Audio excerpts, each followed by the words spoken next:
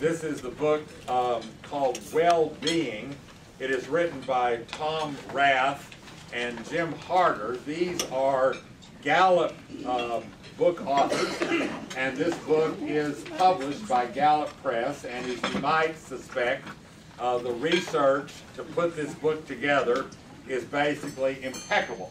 Not only are the numbers good, but as I went through the methodology in the back of the book, and by the way, in college I took 18 hours of statistics.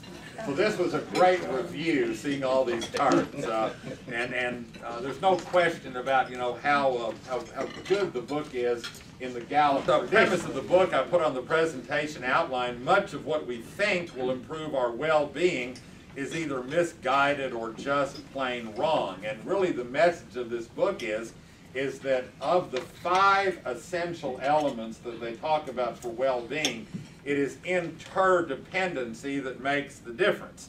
While many people focus on just one area, they say that's simply not the way it works. And if you look at this quote, while 66% of people are doing well in at least one of these areas, just 7% are thriving in all 5.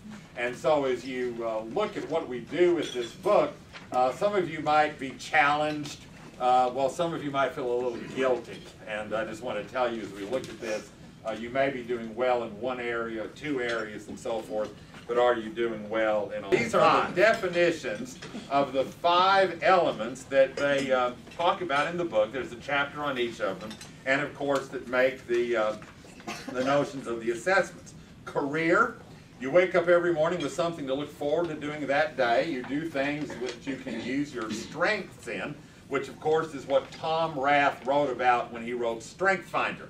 It was all about using strengths on the job. Social, do you have close relationships that help you achieve, enjoy life, and be healthy? Are you surrounded by people who encourage your development and growth? Financial, do you manage your personal finances well and spend your money wisely? Do you buy experiences instead of possessions? Physical, do you exercise regularly and make good dietary choices? Do you get enough sleep?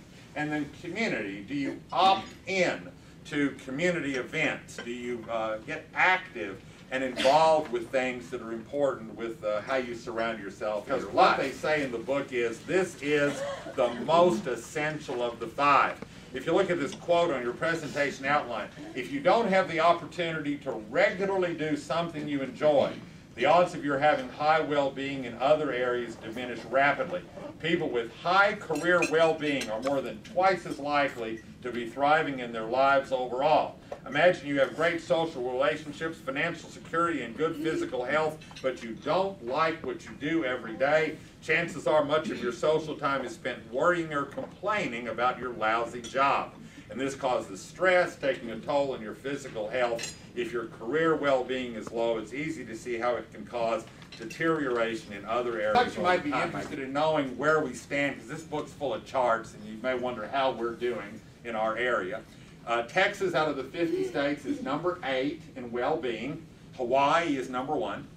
DFW, our area, is number 8 among the 51 population areas of more than 1 million people. Number 1 is Washington, D.C., that area. The United States is 19th out of 130 countries in the world. Number 1 is Denmark, okay?